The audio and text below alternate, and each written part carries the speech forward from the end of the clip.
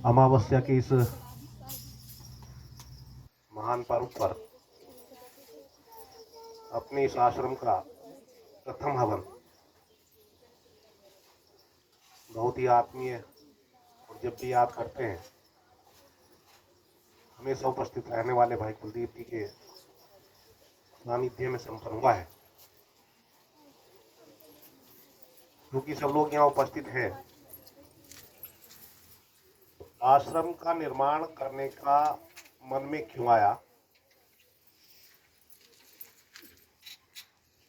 जो भी यहाँ उपस्थित है सबको परिचय तो है, लेकिन एक आश्रम की व्यवस्था अलग प्रकार का विषय था।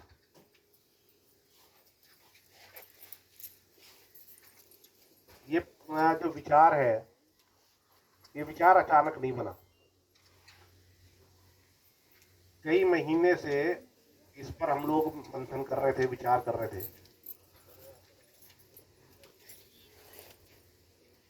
और विचार में ये था कि आज हम जो समाज की स्थिति देख रहे हैं,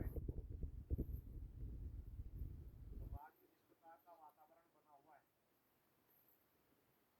उसको देख करके लगता है कि हमारा पूरा का पूरा समाज अंधकार में जा रहा है। अपनी व्यक्तिगत महत्वाकांक्षा के लिए लोगों ने जो आडंबर बढ़ाया, उसके दुष्परिणाम ये है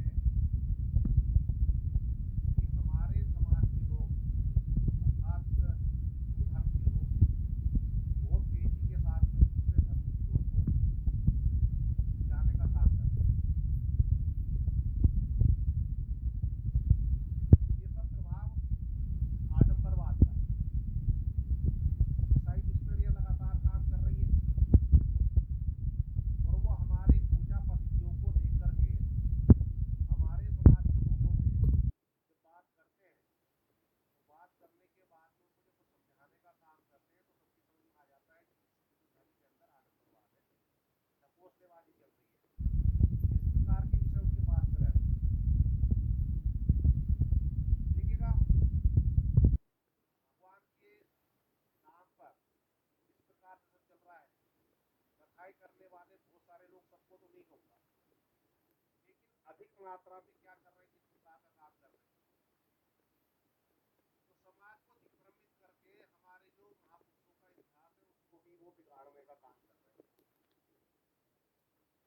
एक कृष्ण जी हो या भगवान राम हो या जो भी हमारे महापुरुष, उनको ये नहीं पता चल रहा कि हम कर क्या रहे हैं। तो हमने विचार किया कि अगर ऐसे ही चलता रहा तो बहुत समस्या आएंगी। फिर हमारा चिंतन ये भी था कि समाज में बहुत सारे लोग बेसहारा होते हैं, अनाथ भी होते हैं, और उनकी स्थिति ऐसी होती है कि घर में सब कुछ होने के बाद में भी भोजन तक के लाले होते हैं। तो हमने विचार किया कि हम आश्रम के माध्यम से ऐसे लोगों को सहारा देने का प्रयत्न करेंगे, अर्थात वृद्धाश्रम और अनाथालय, उसका संचालन भी हम यहाँ से करने वाले हैं। इसके साथ ही हम देख रहे हैं कि हमारे समाज के अंदर नशे की प्रवृत्ति बहुत तेजी के साथ बढ़ रही है। 80% युवा आज नशे का आदी होता चला जा रहा है, और जिस परिवार के अंदर एक भी व्यक्ति नशा करने वाला हो जाता है तो समझ लीजिएगा वो पूरे का पूरा परिवार समाप्त होने की ओर को बढ़ जाता है। तो उसके लिए हमने योजना तैयार की है कि आने वाले समय में बहुत ही जल्दी हम यहाँ नशा मुक्ति केंद्र भी खोलेंगे। और वो नशा मुक्ति केंद्र हमारा ऐसा नहीं होगा जैसे इन लोगों ने चला रखा है, धंधा कर रखा है, कि वो 3 महीने के लिए भर्ती करा दिया, 10,000 रुपये महीना ले लिया। वो हमारा नशा मुक्ति केंद्र इस प्रकार का नहीं होगा। हमारा जो नशा मुक्ति केंद्र होगा वो मनोवैज्ञानिक रूप से मन से तैयार करना, नशे को छोड़ने के लिए प्रेरित करना, ये काम हम लोग करेंगे। उसमें बहुत परिश्रम का काम होता है, और ईश्वर की कृपा रही है कि कई सारे युवाओं ने प्रेरित होकर के, या हमने उनसे जो निवेदन किया हो या जैसे भी कहा, बहुत सारे युवाओं ने शराब को छोड़ा भी है। तो ये ईश्वर की कृपा ही है। हमने कहा कि जब हम इस प्रकार से कर सकते हैं तो आश्रम के माध्यम से तो हम इस काम को और तेजी के साथ में बढ़ा सकते हैं। यदि हमने इस क्षेत्र के ही, दूर की बात नहीं कर रहे, इस क्षेत्र के ही युवाओं को या परिवार में जो भी हैं उन लोगों को नशे की प्रवृत्ति से हमने अलग भी कर दिया तो हमारा जो लक्ष्य है वो पूरा हो जाएगा, सफल हो जाएगा। इसके साथ ही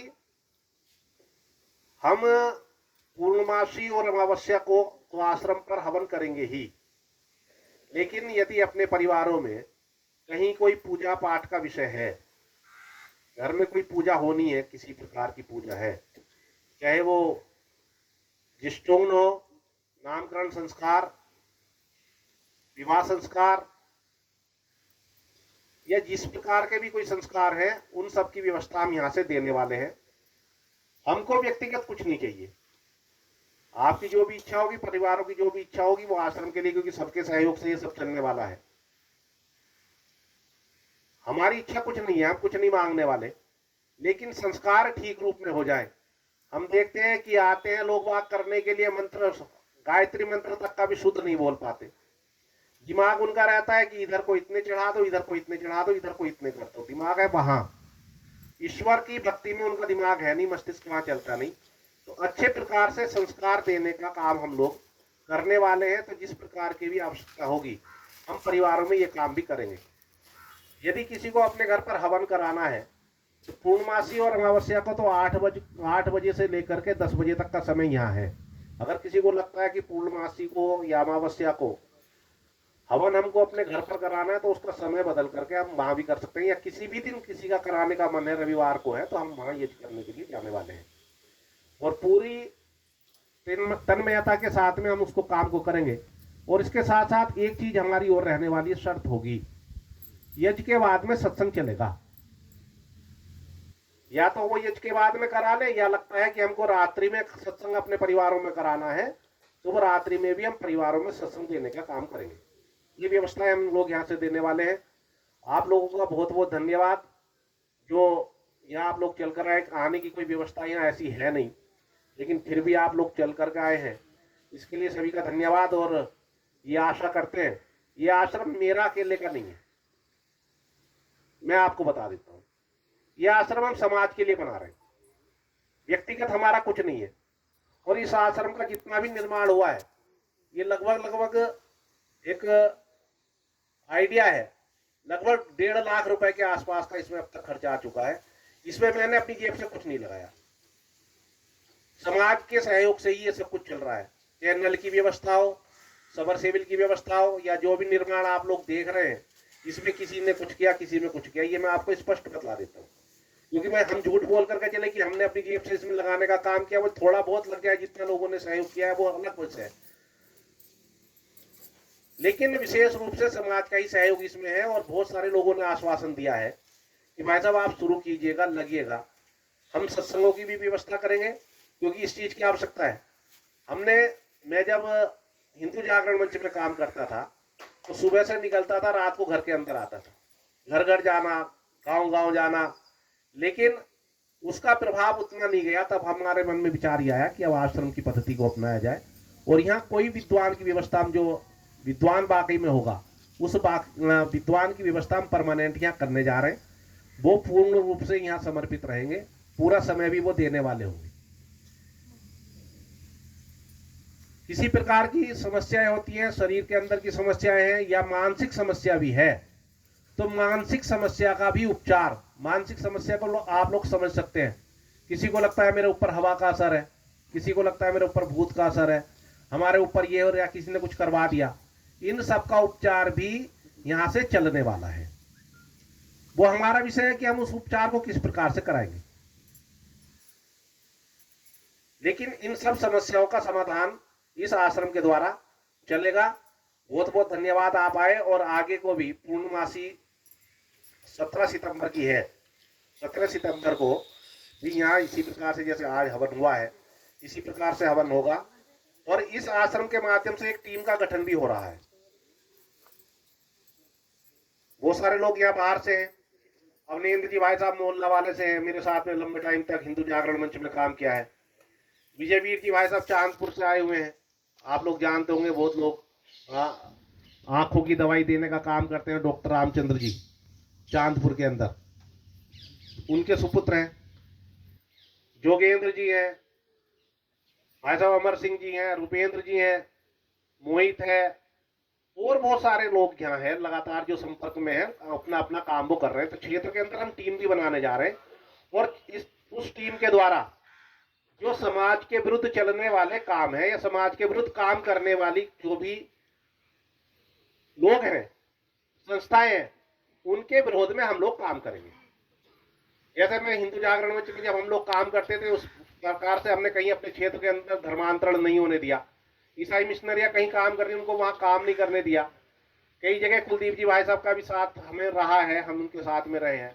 लेकिन क्षेत्र के अंदर जिस लोग घबराते हैं कि क्या होगा, बड़े लोग होते हैं, पैसे वाले लोग होते हैं, ईसाई मिशनरियां हैं, उनको हमने इस क्षेत्र के अंदर काम नहीं करने दिया। लेकिन अब इस क्षेत्र के अंदर नहीं बल्कि पूरे देश के अंदर ईसाई मिशनरियां बढ़ी हैं।